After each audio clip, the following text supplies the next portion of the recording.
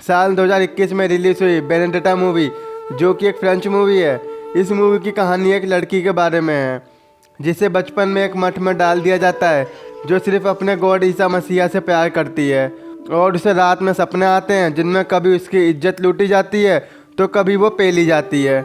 उसी मठ में उसे एक लेस्बियन मिल जाती है जिसके साथ वो रातें रंगीन करती है और कहती है, मैं ईसा मसीहा की पत्नी हूँ। जब शहर के लोगों को उसकी काली करतूतों के बारे में पता लगता है तो उसके साथ क्या क्या होता है आपको मूवी में आगे पता चल जाएगा।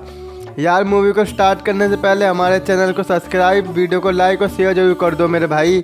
मूवी की स्टार्टिंग बेनेडेटा नाम की लड़की के साथ होती है जो अपनी फैमिली के साथ मठ जा रही होती है।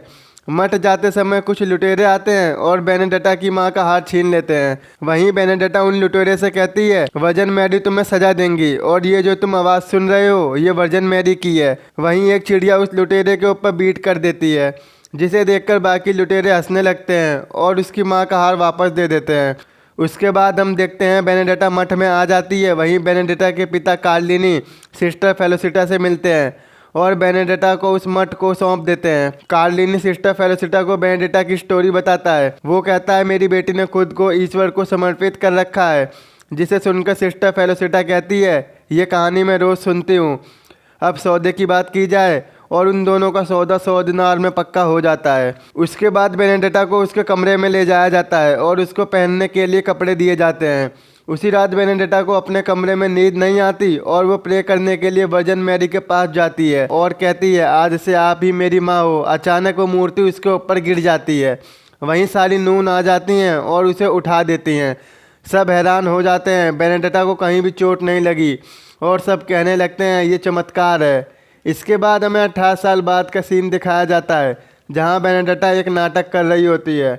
नाटक के दौरान बेनेडेटा एक सपना देखती है जिसमें वो खुद को ईसा मसीहा के पास फील करती है। ईश्वर उसे सपनों में कहते हैं, तुम मेरी पत्नी हो, मुझे तुमसे कोई अलग नहीं कर सकता। और बेनेडेटा सपनों से उठ जाती है। अगली सुबह मठ में एक भेड़ वाली लड़की आती है जिसका नाम बातोलोनिया होता है और उसका बाप उसे मारने लगता है और उसे वहां से ले जाने लगता है। तभी बेनेडेटा के पिता बातोलोनिया को उसके बाप से 100 दिनार में खरीद लेते हैं। उसके बाद सिस्टर बेनेडेटा बातोलोनिया को उसके कमरे में ले जाती है। एक तरह से वो उसकी बहन ही है, जहां बातोलोनिया बेनेडेटा को अपने भाई के बारे में बताती है कि मेरे बाप और मेरे भाई सब मेरे साथ जबरदस्ती करते थे। इसके बाद बेनेडेटा बातोलोनिया के लिए ईसा मसीहा से प्रार्थना करती है। अगली सुबह जब सारी नून ईश्वर की प्रार्थना कर रही होती है, वहीं बेनेडेटा को अचानक सपना आने लगता है। सपने में उसे सांपों ने पकड़ लिया है। वहीं ईसा मसीहा आके उसे बचा लेता है और कहता है, तुम मेरा प्यार हो और हम दोनों को कोई अलग नहीं कर सकता। और ये देखकर सभी नून शौक हो जाती हैं और ये सब बताने बेनेडेटा फादर के पास जाती है, जहां वो बोलते हैं ये एक भ्रम है। काम करते समय बातोलोनिया एक नून को जानबूझकर धक्का देकर रेशम के धागों को पानी में गिरा देती है और उससे बहस करने लगती है। तभी बेनेडेटा उससे कहती है, अभी ये धागे बाहर निकालो, और जिससे उसका हाथ जल जाता है। उसके बाद बेनेडेटा को सिस्टर फेलोसिटा के पास ले जाया जाता है, जहां वो उसे सजा देती है। अगली सुबह चिल्लाने के बाद सुनकर सारी नून बेनेडेटा के पास आ जाती हैं। बेनेडेटा जैसे पागल हो जाती है और सब परेशान हो जाते हैं। सिस्टर फेलोसिटा डॉक्टर को बुलाती है, जो उसे खसखस का रस पिलाकर उसे सुला देती है और सिस्टर फेलोसिटा को खसखस का रस देती है। जब भी वो चिल्लाए उसे पिला देना। उसी रात बेनेडेटा को फिर से सपना आता है जिसमें कुछ सैनिक उसके पीछे पड़े हुए हैं और उससे रेप करने वाले होते हैं। तभी एक आदमी उन सबको मार देता है। बेनेडेटा जिसे ईश्वर समझती है लेकिन वो ईश्वर नहीं होता और उससे जबरदस्ती करने लगता है। बेनेडेटा चिल्लाने लगती है और सपने से उठ जाती है। अगले दिन सिस्टर फेलोसिटा बेनेडेटा से उसका हाल पूछती हैं और उसके साथ एक साथी रहने को कहती हैं। वो साथी कोई और नहीं, बातोलोनिया ही होती है। यहाँ से शुरू होगी इन दोनों की काली करतूतें। एक रात फिर से बेनेडेटा को एक आवाज़ सुनाई देती है जो ईसा मसीहा की होती है और वो बेनेडेटा को अपने पास बुलाता है और कहता है, हमारे बीच की दूरियां मिटा दो और मेरे ऊपर हाथ रखो। बेनेडेटा का हाथ जख्मी हो जाता है और जब वो सपने से उठती है तो उसके दोनों हाथों और पैरों में पट्टी होती हैं। उसे देखकर सारी नून शौक हो जाती हैं और उसके आगे अपना सर झुका देती हैं। इस खबर को सुनकर मठ के मठाधीश वहां आते हैं और बेनेडेटा को संत मानने लगते हैं। जैसे कोई चमत्कार है। लेकिन सिस्टर फेलोसिटा मठाधीश की बात नहीं मानती, जहां उन दोनों की बहस हो जाती है। वहीं बेनेडिक्टा अपने कमरे में जाते वक्त वर्जिन मैरी से प्रार्थना करती है। तभी मठाधीश को चिल्लाने की आवाज़ आती है। जैसे ही वो वहां पहुंचती हैं, वो बेनेडिक्टा के सर को जख्मी देखते हैं और वो चिल्लाने लगती है और सबको मारने के शब्द बोलने लगती है, जिससे मठाधीश को चमत्कार लगने लगता है और सिस्टर फेलोसिटा को ये सब दिखावा लगता है और वो दोनों बहस करने लगते हैं। शहर के सभी लोग बेनेडिक्टा को संत मानने लगते हैं, लेकिन सिस्टर क्रिस्टीना को बेनेडिक्टा पर शक होता है और वो सिस्टर फेलोसिटा के पास आती है और बेनेडिक्टा के खिलाफ बोलती है। लेकिन सिस्टर फेलोसिटा उसे विरोध करने से मना करती है। अगले दिन मठ में सभी नून और मठाधीश उपस्थित होते हैं, जहाँ मैडम फेलोसिटा को मठाधीश के पद से हटा के सिस्टर बेनेडिक्टा को मठाधीश बना दिया जाता है। लेकिन क्रिस्टीना उसका विरोध करती है, जहाँ मैडम फेलोसिटा उससे गुस्सा हो जाती हैं। अब बेनेडिक्टा को नया कमरा मिलता है, जिसमें बेनेडिक्टा और बातलोनिया खूब मजे करते हैं और यहाँ से शुरू होगी इन दोनों की रंगीन और काली रातें।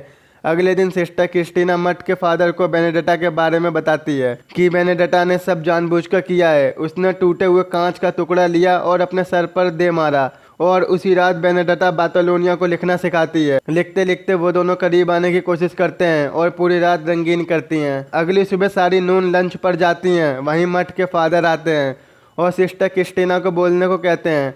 क्रिस्टीना बेनेडिक्टा के खिलाफ बोलती है कि उसने हमें धोखा दिया है और वो नाटक कर रही है। जब वो गिरी तो उसने शीशे से खुद को घायल किया है और मैंने सिस्टर फेलोसिटा को भी बताया था, लेकिन फादर उसे झूठी गवाही की सजा बताते हैं। वहीं फादर मैडम फेलोसिटा से पूछते हैं ये सब सच है। वो इन सब से इनकार कर देती है और क्रिस्टीना रोने लगती है, जिससे फादर गुस्सा हो जाते हैं और बेनेडिक्टा भी गुस्सा हो जाती है और उसे सजा देने का फैसला करती है। रात में फिर से इन दोनों की रंगीन रात शुरू होती है और अपने कारनामे शुरू कर देती है, जिन्हें एक छेद से कोई देख रहा होता है। और उसी रात आसमान पूरा लाल हो जाता है, जहाँ धूमकेतु तारा होता है, जैसे कुछ अनहोनी होने वाली है। वहीं सिस्टर क्रिस्टीना मठ के छत से सुसाइड कर लेती है, जिसे देखकर सिस्टर फेलोसिटा से रहा नहीं जाता। वहीं बेनेडिक्टा और सिस्टर फेलोसिटा की लड़ाई हो जाती है। वो उसे झूठी और डामेबाज कहती है। उसके बाद मैडम फेलोसिटा मठ से निकलकर फ्लोरेंस चली जाती हैं, जिसे बेनेडिक्टा देख लेती है और यहाँ बेनेडिक्टा अपना राज खोल देती है कि जो भी उसने किया वो सब उसने जानबूझकर किया। उसने खुद अपने हाथों और सर को शीशे से घायल किया था। बातलोनिया ये सब सुनकर उससे नफरत करने लगती है। अगली सुबह सिस्टर फेलोसिटा शहर के राजा के पास मदद मांगने के लिए जाती है, जो बातलोनिया और बेनेडिक्टा के बारे में सब बता देती है। राजा कहता है अगर ये सच है तो हम उसे सजा देंगे, अगर ये गलत हुआ तो तुम्हें इसकी सजा पता है ना। रात में बेनेडिक्टा सारे शहर को प्रोत्साहन देती है कि हमें कुछ नहीं होगा और सभी सैनिकों से शहर के फाटक को बंद करने को कहती है, जिससे ना कोई अंदर आए ना बाहर। ये कहकर वो नीचे गिर जाती है। सबको लगता है बेनेडिक्टा मर गई है। अगले दिन राजा मठ में आते हैं, लेकिन सैनिक उसे अंदर नहीं आने देते। लेकिन मठाधीश के कहने पर वो उसे अंदर जाने देते हैं, जहां वो बेनेडिक्टा को अंतिम विदाई देने आता है। तभी बेनेडिक्टा की लाश जिंदा हो जाती है और कहती है ईश्वर मुझे मत छोड़ो, मैं आपके साथ रहना चाहती हूँ। बेनेडिक्टा कहती है मैंने उन सभी को देखा है जो मरने वाले हैं। उसके बाद राजा एक बैठक करते हैं, जिसमें मैडम फेलोसिटा बताती हैं कि इन दोनों ने एक दूसरे का इस्तेमाल किया है और मैंने एक कमरे के छेद से देखा है। दोस्तों उस दिन छेद से कोई और नहीं बल्कि सिस्टर फेलोसिटा ही देख रही थी। फेलोसिटा बताती है कि बातलोनिया ने वर्जिन मैरी की मूर्ति से बेनेडिक्टा के साथ संभोग किया है। ये सुनने के बाद राजा उसे तड़पती हुई सजा देता है, जिसकी चीखें सुनने के बाद सिस्टर फेलोसिटा रोने लगती है। इतना टॉर्चर होने के बाद बातलोनिया सब कुछ सच बता देती है और कहती है मैं तुम्हारे लिए कष्ट नहीं उठा सकती, और सबको वर्जिन मैरी की मूर्ति दिखा देती है, जिसे देखकर बेनेडिक्टा पागल हो जाती है। छोड़ दे उसे, तुम सब मुझसे दया की भीख मांगोगे, तुम्हारी जान मेरे हाथ में है। और वहीं सिस्टर फेलोसिटा को अजीब सी बीमारी हो जाती है, जिसे देखकर राजा डर जाता है। वहीं बातलोनिया को वैश्या बना दिया जाता है और मठ से बाहर निकाल दिया जाता है। शहर के सभी लोग उससे मजे लेने लगते हैं और वहीं राजा को भी वही बीमारी हो गई थी। सिस्टर बेनेडिक्टा की बात सच हो जाती है। राजा पूरी तरह से डर जाता है। उसी रात बेनेडिक्टा सिस्टर फेलोसिटा के पास जाती है, जहां सिस्टर कहती है वो मरने वाली है और तुमने सच कहा था। जहां बेनेडिक्टा सिस्टर को राजा का सारा राज बता देती है, वो तुम्हें भी जला के मार देगा, और वो दोनों राजा को मारने का प्लान बनाते हैं।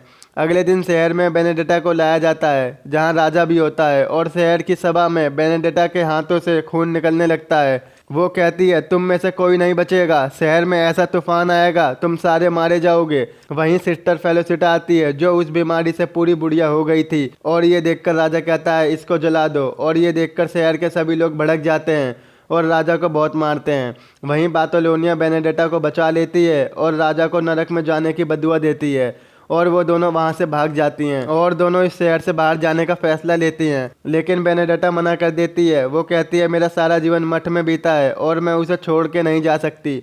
और ये कहकर बेनेडेटा फिर से मठ की तरफ निकल जाती है। दोस्तों यही मूवी का एंड हो जाता है। तो कैसी लगी आपको मूवी हमें कमेंट करके जरूर बताएं। दोस्तों अभी तक आपने हमारे चैनल को सब्सक्राइब नहीं किया है तो हमारे चैनल को सब्सक्राइब, वीडियो को लाइक और शेयर जरूर कर दें। तो मिलते हैं आपसे ऐसी नेक्स्ट वीडियो में।